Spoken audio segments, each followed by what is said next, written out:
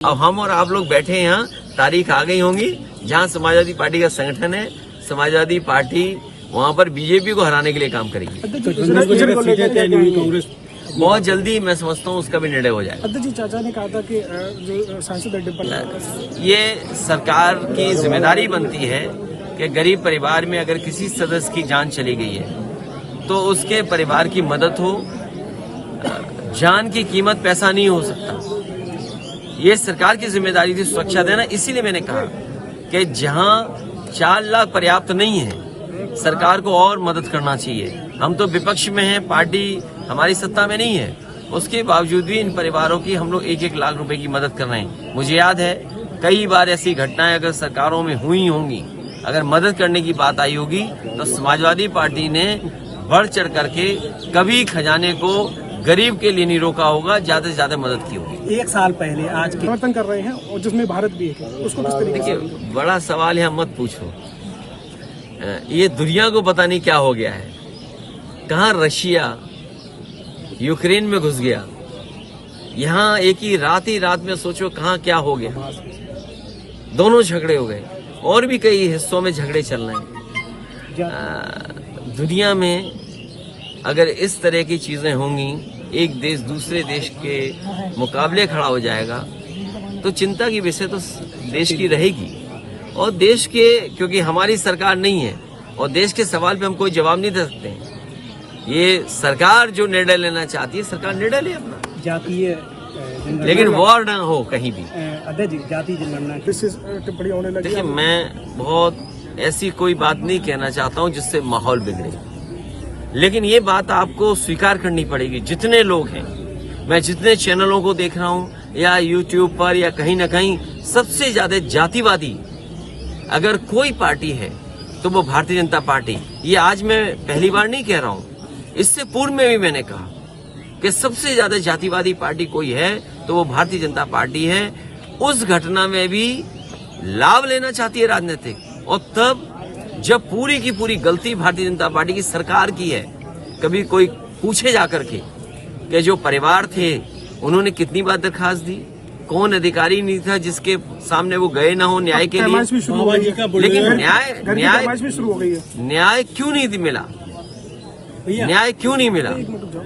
अगर कोई जिम्मेदार है न्याय न देने के लिए तो वो भी इस घटना का अपराधी होगा। भैया, बाबा जी का बोले हर एक गरीब की जमीन, करोड़ों रुपए की बेशकीमती जमीन कब्जा ली, उस पर खिलाफ मामले भी दर्ज हुए, हत्या भी हुई, अभी तक कोई कार्रवाई नहीं हुई है। वो घटना एक सीधे साधे भोले भाले किसान के साथ धोखा होना। एक सीधे साधे इंसान से आपने जमीन खरीदी, एक चेक दे दिया और उसके बाद उस भोले भाले इंसान से ये कहा आपने, किसान से, कि चेक में कुछ लिखने में गड़बड़ी हो गई।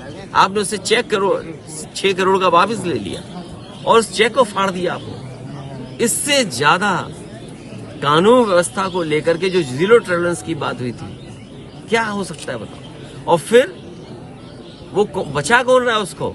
मुख्यमंत्री खुद बचा रहे हैं, डिप्टी सीएम खुद बचा रहे हैं। जिसको मुख्यमंत्री बचाएगा उस पे क्या अन्याय होगा, क्या न्याय मिलेगा उसको, परिवार को? वो सोचो। अध्यक्ष जी, ये जो घटना कानपुर वाली है, इसमें कोई और नहीं बचा रहा है, मुख्यमंत्री और डिप्टी सीएम बचा रहे हैं, क्योंकि उनकी जानकारी में ऐसी घटना हुई है। और सोचो, वो तो डॉक्यूमेंटेड है। आपने चेक दिया, आपने चेक वापस ले लिया, रजिस्ट्री में उस चेक का नंबर है, उसके बावजूद भी आपको क्या चाहिए? सरकार को सोचिए। 5 राज्यों में चुनाव वो कल हमारा आयोजन है, उसके लिए नेताजी यहाँ के परिवारों से जुड़े रहे, और नेताजी वो नेता रहे जिन्होंने लोकतंत्र, समाजवाद और सेकुलरिज्म को बचाने का काम किया। एक जमीनी नेता, एक धरती के नेता जो यहाँ के लोगों की भावनाओं को समझते थे, लोगों के सुख दुख में रहे। उसका परिणाम ये रहा कि नेताजी को यहाँ की जनता ने ऊंचाइयों तक पहुंचाया। हम लोग उन्हें याद करते हैं और ऐसे नेता कभी कभी धरती पर आते हैं। हम लोगों को उन्होंने रास्ता दिखाया, न केवल हम समाजवादियों को बल्कि राजनीति में एक नई दिशा दी उन्होंने। इसलिए उनको हमेशा हम लोग याद करेंगे। आज क्योंकि मान्यवर काशीराम जी को भी हम याद करते हैं कि जिनका योगदान दबे कुचले शोषित वंचित लोगों को जगाने में लगा रहा। बाबा साहब भीमराव अंबेडकर, उनके सिद्धांत और खासकर बहुजन समाज को जागरूक करने का काम और राजनीति में उनको स्थान देने का काम अगर किसी ने किया है तो मान्यवर काशीराम जी ने किया। मैं आज उनको याद करता हूँ और ये जगह तो वो है जिसने कभी मान्यवर काशीराम जी को बगल की लोकसभा से लोकसभा में भेजने का काम किया था। वो भी राजनीति का एक ऐतिहासिक समय था जब नेताजी और मान्यवर काशीराम दोनों मिलकर के एक राजनीति को नई दिशा दे रहे थे। और आज जब बिहार में सर्वे हो गया है, आंकड़े आ गए हैं, तो जो लड़ाई नेताजी ने मान्यवर काशीराम जी ने लड़ी और जिन पर ये दोनों नेता सिद्धांतों पे चल रहे थे, बाबा साहब भीमराव अंबेडकर, डॉक्टर राम मनोहर लोहिया, हमें उम्मीद है कि जिस तरीके से सर्वे के आंकड़े आए हैं देश भी स्वीकार करेगा और देश में भी आने वाले समय में इसी तरह जाति जनगणना होकर के उन तमाम जातियां जो पीछे रह गईं सामाजिक रूप से और आर्थिक रूप से उनको बराबरी में लाने का काम चलता रहेगा। अध्यक्ष जी, देवरिया में अब जो दुख है इस बात का कि धार्मिक आयोजन हो सरकार की जानकारी में हो, उसके बावजूद भी सुरक्षा न देना और इंतजाम न करना, ये सरकार की लापरवाही है। और उसके साथ साथ जो गांव के लोगों से बातचीत करने पर जानकारी मिली है कि यहाँ पर पहले से पर्यटन विभाग का कार्य चल रहा था और पर्यटन विभाग जानबूझ करके गहरे गहरे गड्ढे खुदवा रहा था। और इतने गहरे गड्ढे खुदे हैं कि जो लोग इस धार्मिक आयोजन में आए उन्हें जानकारी नहीं थी कि आगे कितना गहरा गड्ढा है, जिसके कारण जब वहां पर लोग गए तो कई लोग डूब गए और जिसमें 3 लोग नहीं निकल पाए, 3 लोगों की जान गई, एक बच्चे का इलाज हुआ और उसकी जान बच गई। सवाल ये है कि अगर सरकार का वहां कार्यक्रम चल रहा था या कोई कार्य योजना थी तो बोर्ड क्यों नहीं लगाया?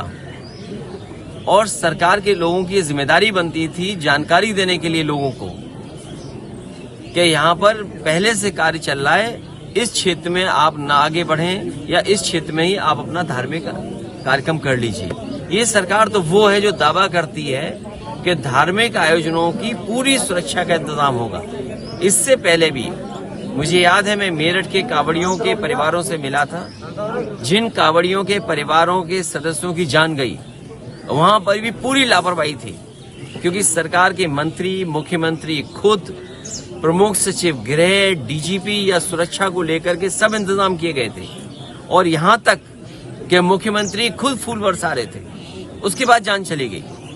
तो ये सरकार की जिम्मेदारी थी, सरकार को इनकी मदद करनी चाहिए और अगर धार्मिक आयोजन में किसी की जान गई है तो सरकार को आगे आकर के मदद करें, इनकी परिवार को सरकारी नौकरी भी देने का काम करें। आपकी ओर से परिवार को क्या मदद की गई है? हमेशा स्पष्ट अपनी बात नहीं रखती है, बस्ती नजर आती है, क्या वजह? कोई बचती नहीं है, बीजेपी भी स्वीकार करेगी, आप देखिएगा। और स्वीकार नहीं करे तो देखना आप, उसमें जो पीडीए के लोग हैं जाति जनगणना को लेकर के बहुत खुश हैं। बीजेपी के अंदर भी जो पीडीए के लोग हैं वो भी कास्ट सेंसस चाहते हैं। तो सोचो इससे बड़ी जीत और क्या हो सकती है।